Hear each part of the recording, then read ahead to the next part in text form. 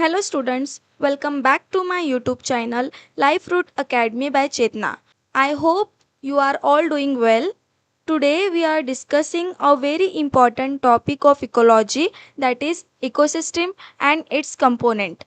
The topic ecology is very important to the point of view of all the classes, from the primary, from the lower classes to the net set, NEET level or any other life science competitive examination. So stay tuned till the end, क्योंकि आज के video में हम इसी concept को बहुत ही easy way में समझने वाले हैं. By the end of this video आपको ecology, ecosystem, biotic and biotic components, what is producer, consumers, decomposers और डेट्रीटर्स सब कुछ क्लियरली समझ आ जाएगा. So without wasting any time let's get started. Students, जब भी हम नेचर को देखते हैं हमें प्लांट्स, एनिमल्स, बर्ड्स, इंसेक्ट्स और अदर ऑर्गेनिजम्स दिखाई देते हैं. लेकिन क्या आपने कभी सोचा है कि ये सब एक दूसरे से कनेक्टेड कैसे है? और सिर्फ लिविंग ऑर्गेनिज्म ही नहीं, बल्कि अबायोटिक कंपोनेंट जैसे सनलाइट, वाटर, टेम्परेचर और सॉइल जैसे नॉन लिविंग फैक्टर भी लाइफ को कैसे सपोर्ट करते हैं. तो सबसे पहले बात करते हैं इकोलॉजी की. Ecology is a branch of biology that deals with the study of interaction between organism and their environment. Simple words में बोले तो इकोलॉजी हमें बताता है कि लिविंग ऑर्गेनिज्म अपने सराउंडिंग इन्वायरमेंट के साथ और एक दूसरे के साथ कैसे इंटरैक्ट करते हैं. फॉर एग्जाम्पल, एक प्लांट सनलाइट और वाटर पर डिपेंड करता है, एक डियर प्लांट्स पर डिपेंड करता है और एक टाइगर डियर पर डिपेंड करता है. तो ये सारे जो रिलेशनशिप्स हैं वो इकोलॉजी के अंडर स्टडी किए जाते हैं. अब आते हैं हमारे मेन टॉपिक पर, यानी ecosystem. Ecosystem, it is a structural and functional unit comprising all organism in particular place interacting with one another and with the environment. Simple language में हम बोले तो इकोसिस्टम ये living component plus non living component का एक दूसरे से interaction है और उनका इंटरेक्शन उनके सराउंडिंग से है. अगर इंटरेक्शन नहीं है तो इकोसिस्टम भी नहीं है. Ecosystem, it is an open system exchanging both energy and matter within them. ये एक ओपन टाइप की सिस्टम है जो एक दूसरे से एनर्जी और मैटर का एक्सचेंज करती रहती है. The term ecosystem first proposed by British botanist and ecologist Sir Arthur Tansley in 1935. For example, एक पॉन्ड को ही ले लीजिए. उसमें एक्वेटिक प्लांट्स है, अल्गी है, फिशेस है, माइक्रो ऑर्गेनिज्म है, वाटर, सनलाइट और डिजॉल्व ऑक्सीजन भी है. ये सब कंटिन्यूसली इंटरैक्ट करते रहते हैं, इसलिए पॉन्ड एक कंप्लीट इकोसिस्टम का एग्जाम्पल है.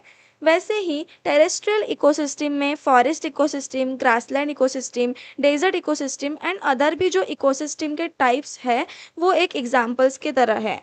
अब आते हैं हमारे मेन टॉपिक पर, that is components of ecosystem. अब हम इकोसिस्टम के कंपोनेंट्स को अच्छे से समझेंगे. ब्रॉडली इकोसिस्टम के दो मेजर कंपोनेंट्स होते हैं, abiotic component and biotic component. पहले बात करते हैं अबायोटिक कंपोनेंट्स की. अबायोटिक का मतलब होता है नॉन लिविंग कंपोनेंट्स. ये इकोसिस्टम के वो फैक्टर्स हैं जो लिविंग नहीं होते लेकिन इकोसिस्टम को फंक्शन करने में हेल्प करते हैं. अबायोटिक कंपोनेंट्स को मेनली दो कैटेगरी में डिवाइड किया है, physical factors and chemical factors. Physical factors में आते हैं light, air, water, fire, precipitation etcetera etcetera. Students, सोचिए अगर सनलाइट ही ना हो तो प्लांट्स फोटोसिंथेसिस कैसे करेंगे, वो अपना फूड कैसे बनाएंगे? और अगर प्लांट्स फूड नहीं बनाएंगे तो फूड चेन का क्या होगा? तो इसीलिए सनलाइट इकोसिस्टम का प्राइमरी एनर्जी सोर्स मानी जाती है. वैसे ही लाइट के साथ साथ एयर, वाटर, टेम्परेचर, रेनफॉल भी इक्वली इंपॉर्टेंट है. जस्ट फॉर एग्जाम्पल, टेम्परेचर एक अलग रोल प्ले करता है. हर ऑर्गेनिज्म एक स्पेसिफिक टेम्परेचर रेंज में ही सर्वाइव कर सकता है. इसी वजह से पोलर बियर आर्कटिक रीजन में मिलता है और कैमल डेजर्ट में. नेक्स्ट हम देखेंगे chemical factors. Chemical factors includes pH, salinity, nutrients, moisture, level of dissolved oxygen, etc. Chemical factors हमें फिजिकल फैक्टर के जैसे ऐसे आंखों से दिखते नहीं है या फील नहीं होते हैं, लेकिन ये सबसे ज़्यादा ऑर्गेनिज्म पर इम्पैक्ट डालते हैं. जस्ट फॉर एग्जाम्पल, अगर किसी वाटर का लेवल ऑफ डिजॉल्व ऑक्सीजन कम या ज़्यादा हो गया तो वो उस एक्वेटिक इकोसिस्टम पर इम्पैक्ट डालेगा. जैसे किसी पॉन्ड में फिशेज या अदर ऑर्गेनिजम्स है और उस पानी का किसी पोल्यूशन की वजह से या किसी भी वजह से डिजॉल्व ऑक्सीजन लेवल कम हो गया, तो वहाँ वो aquatic organisms, whether it is plant, animal और माइक्रो ऑर्गेनिज्म, सर्वाइव नहीं कर पाएंगे। तो ऐसे अबायोटिक कंपोनेंट्स के हमने फिजिकल फैक्टर और केमिकल फैक्टर दोनों देखे। अब आगे चलते हैं और बात करते हैं बायोटिक कंपोनेंट्स की। बायोटिक कंपोनेंट्स मतलब living components of the ecosystem. Biotic components is again divided into two parts, autotrophs and heterotrophs, depending on the food they are synthesized by itself or not. First, we are discussing about the autotrophs, which is also called as the producers in the trophic level and attain and occupy the first trophic level in the food chain. So, autotrophs are again divided into photoautotrophs and chemoautotrophs. Photoautotrophs are the autotrophs or organisms which derive energy from the sunlight, which is the ultimate source of energy for the ecosystem. इसमें examples आएंगे green plants, algae, phytoplankton etcetera, जो खुद का खाना खुद बनाएंगे using sunlight. Next is chemoautotrophs. Chemoautotrophs derive energy from oxidation of organic or inorganic compounds. They does not require sunlight. जिसमें आएंगे बैक्टीरिया. तो ये जो कीमो ऑटोट्रॉप्स है वो अपनी एनर्जी या अपना फूड जो है वो ऑर्गेनिक और इनऑर्गेनिक कंपाउंड का ऑक्सीडेशन करके बनाते हैं और उनको सनलाइट की कोई ज़रूरत नहीं होती है. फॉर एग्जांपल बैक्टीरिया, जिसमें आएंगे nitrifying bacteria, sulphur bacteria. Sulphur bacteria का एग्जाम्पल है Thiobacillus. Again next biotic component is the heterotrophs. Heterotrophs मतलब कि ये अपना फूड खुद प्रिपेयर नहीं कर सकते, ये डायरेक्टली या इनडायरेक्टली दूसरे ऑर्गेनिज्म पर डिपेंड करते हैं. Heterotrophs again divided into consumers and decomposers, in which consumers, it means they are feed on the other organism. Consumers are again divided into four types: herbivorous, carnivorous, omnivorous and detrivorous. ये हम एक एक करके देखेंगे. Herbivorous plants को खाते हैं, जैसे गोट, काऊ, रैबिट. ये जनरली प्राइमरी कंज्यूमर्स होते हैं. मतलब प्राइमरी कंज्यूमर्स मतलब जो प्रोड्यूसर्स को खाते हैं, या मतलब कि प्लांट्स को खाते हैं. मतलब कि प्लांट्स को खाते हैं या फिर जो भी ऑटोट्रॉप्स आएंगे जैसे फाइटोप्लैंक्टन्स हैं, अल्गी है, इन प्रोड्यूसर्स को खाने वाले होते हैं हर्बीवोरस, जो प्राइमरी कंज्यूमर में आएंगे और ऑक्यूपाई करेंगे सेकेंड ट्रॉपिक लेवल. नेक्स्ट है कार्निवोरस. कार्निवोरस वो होते हैं जो एनिमल्स को खाते हैं, जैसे लायन है, टाइगर है. ये हायर ट्रॉपिक लेवल ऑक्यूपाई करते हैं और सेकेंडरी कंज्यूमर भी कहलाते हैं. हायर ट्रॉपिक लेवल में ये मोस्टली थर्ड ट्रॉपिक लेवल पर प्रेजेंट होते हैं. Next is omnivorous.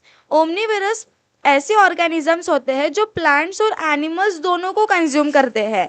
सबसे कॉमन एग्जाम्पल हम लेंगे ह्यूमन, जो प्लांट्स भी खाते हैं और एनिमल्स भी खाते हैं. Omnivorous generally tertiary consumer consider किए जाते हैं और ऑक्यूपाई करते हैं फोर्थ ट्रॉपिक लेवल. अब आते हैं सबसे इंटरेस्टिंग ग्रुप के तरफ, विच इज डेट्रीवोरस. डेट्रीवोरस का बेस्ट एग्जाम्पल है अर्थवर्म. ये जो डेट्रीवोरस है वो डेट्रिटस मतलब डेड ऑर्गेनिक मैटर को खाते हैं. डेड और decaying organic matter from plants और एनिमल्स जो भी मिलता है वो खाते हैं. Just for example fallen leaves, dead roots, dead organism, faecal matter etcetera. तो उनको हम डेट्रीवोरस कहेंगे. उनके एग्जाम्पल है earthworm, termite, woodlice etcetera. Detritivores जो है वो कोई भी स्ट्रिक्ट ट्रॉपिक लेवल ऑक्यूपाई नहीं करते हैं. इसका मेन रीज़न ये है क्योंकि डेट्रीवोरस जो होते हैं वो ज़रूरी नहीं कि ओमनीवेरस मतलब कि टर्शरी कंज्यूमर के बाद ही आएंगे. फॉर एग्जांपल अगर कोई ऑटोट्रॉप मर रहा है, वो अगर कोई प्लांट मर गया तो उसके मरने के बाद भी डेट्रीवोरस वहाँ पे काम करेगा, तो वहाँ पे वो डेट्रीवोरस प्राइमरी कंज्यूमर के तरह काम करेगा और वो ऑटोट्रॉप जो भी प्लांट है उसको, जो भी प्लांट मर गया है उसके डीके मैटर को खाएगा. अगर कोई हर्बीवोरस मर गया है और वो कहीं पे मरा पड़ा है तो उसका भी जो डिकेइंग मैटर है उसको भी ईट करेगा डेट्रीवोरस। तो वो फिर कौन से कंज्यूमर में आएगा, सेकेंडरी कंज्यूमर में। ट्रॉपिक लेवल चेंज होते जाएगा। अगर वो कार्निवोरस है या फिर ओमनीवोरस है, अगर वो भी इन बिटवीन किसी भी रीजन से डेड हो रहा है तो डेट्रीवोरस उनके ऊपर काम करेंगे, उनका decaying matter, dead and decaying matter खाएंगे।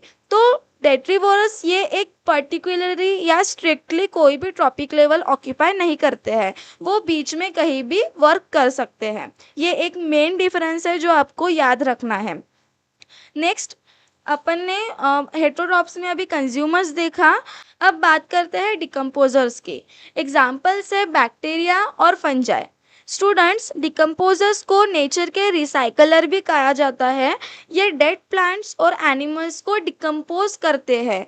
ये एक ऐसा एंजाइम रिलीज करते हैं जो कॉम्प्लेक्स ऑर्गेनिक मैटर को सिंपल सब्सटेंस में कन्वर्ट कर देते हैं। ये न्यूट्रिएंट्स जो भी डिकम्पोज होने के बाद जो भी सिंपल सब्सटेंस बने, ये फिर सॉइल में वापस चले जाते हैं और प्लांट्स उन्हें दोबारा एब्जॉर्ब कर लेते हैं। इसी प्रोसेस की वजह से न्यूट्रिएंट साइक्लिंग कंटिन्यूसली चलती रहती है। अब एक बहुत ही कॉमन कंफ्यूजन होता है, डेट्रिटस और डिकम्पोजर्स में डिफरेंस क्या है। क्योंकि डेट्रिटस भी जो डेड एंड डिकेइंग मैटर है उसको डिकम्पोजिंग टाइप कर रहा है और डिकम्पोजर्स भी वही काम कर रहे हैं। लेकिन डिफरेंस ये है कि डेट्रीवोरस जो है वो डेड एंड डिकेइंग मैटर को डायरेक्टली इंजेस्ट करते हैं, लेकिन डिकम्पोजर्स जो है वो एंजाइम सीक्रेट करते हैं। पहले वो डेड ऑर्गेनिक मैटर को सिंपल सब्सटेंस में कन्वर्ट करते हैं, सिंपल कंपोजिशन में कन्वर्ट करते हैं और फिर उसको एब्जॉर्ब करते हैं by the process of decomposition. तो डेट्रीवोरस एंड डिकम्पोजर्स में ये डिफरेंस है, तो ये आपको बराबर से याद रखना है। ये बहुत इंपॉर्टेंट पार्ट था आज के वीडियो में। तो स्टूडेंट्स, आज हमने इकोलॉजी और इकोसिस्टम के कंप्लीट बेसिक्स को डिटेल में समझा है। हमने जाना है कि इकोसिस्टम लिविंग और नॉन लिविंग कंपोनेंट का एक इंटरैक्टिंग सिस्टम है। हमने बायोटिक कंपोनेंट, अबायोटिक कंपोनेंट, उसके टाइप्स, फिर प्रोड्यूसर, कंज्यूमर्स, डिकम्पोजर्स, डेट्रिटस का क्या रोल है, डेट्रीवोरस और डिकम्पोजर्स में क्या फ़र्क है, डेट्रिटस जो dead and decaying organic matter है वो सब समझा। और साथ ही ये भी समझा कि इकोसिस्टम का बैलेंस मेंटेन रखने के लिए हर कंपोनेंट इक्वली इम्पॉर्टेंट है, क्योंकि अगर इसमें से कोई भी कंपोनेंट कम ज़्यादा हो गया तो उस पे एक दूसरे जो भी लिंकेज है ऑर्गेनिजम्स में वो कहीं ना कहीं पे डिस्टर्ब होने वाली है। तो आई होप आपको आज का ये टॉपिक अच्छे से समझ आया होगा और ये वीडियो आपके लिए हेल्पफुल रही होंगी। अगर वीडियो पसंद आई हो तो प्लीज़ वीडियो को लाइक करिए, अपने फ्रेंड्स के साथ शेयर कीजिए और लाइफ फ्रूट एकेडमी बाय चेतना को सब्सक्राइब करना बिल्कुल मत भूलिए। ऐसे ही लाइफ साइंस, बॉटनी और इकोलॉजी के कंसेप्ट को ईजी लैंग्वेज में समझने के लिए चैनल से जुड़े रहिए। मैं मिलूंगी आपसे नेक्स्ट वीडियो में एक और इंटरेस्टिंग टॉपिक के साथ। Till then, keep learning, keep growing. Thank you.